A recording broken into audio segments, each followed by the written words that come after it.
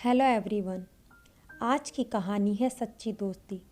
कहानी अच्छी लगे तो लाइक करें, शेयर करें और चैनल को सब्सक्राइब करें। रमेश और विकास एक ही क्लास में पढ़ते थे और उनमें बहुत गहरी दोस्ती थी। रमेश एक अमीर खानदान से था, जबकि विकास का परिवार बड़ी मुश्किल से पढ़ा पा रहा था।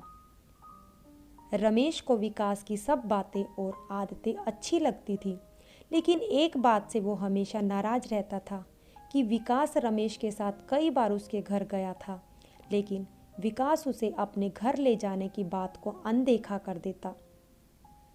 एक दिन रमेश ने उसे दोस्ती का वास्ता दिया और अपनी कसम भी दिला दी, तो विकास मना नहीं कर पाया और रमेश को अपने घर ले गया।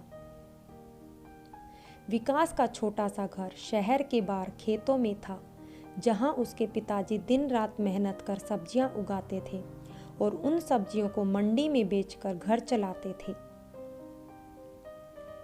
विकास को शर्म सी महसूस हो रही थी कि इतने आलीशान मकान में रहने वाला उसके बारे में क्या सोच रहा होगा।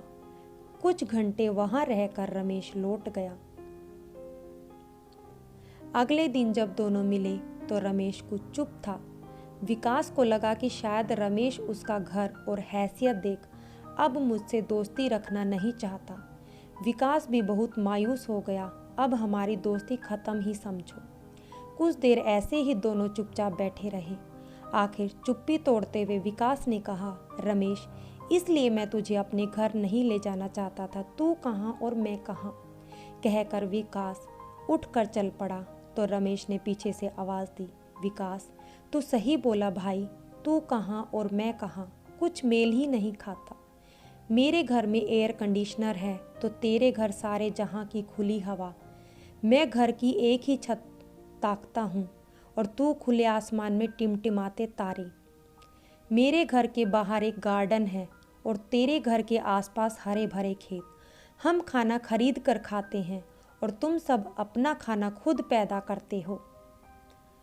हमारी रक्षा के लिए चौकीदार खड़ा रहता है और तुम्हारी रक्षा सारे गांव के लोग और दोस्त करते हैं। सच में भाई, मुझे आज एहसास हुआ कि असलियत में हम कितने गरीब हैं। इतना कहकर रमेश की आंखों में आंसू आ गए, जिन्हें आगे बढ़कर विकास ने पोंछा और एक दूसरे को गले लगा लिया।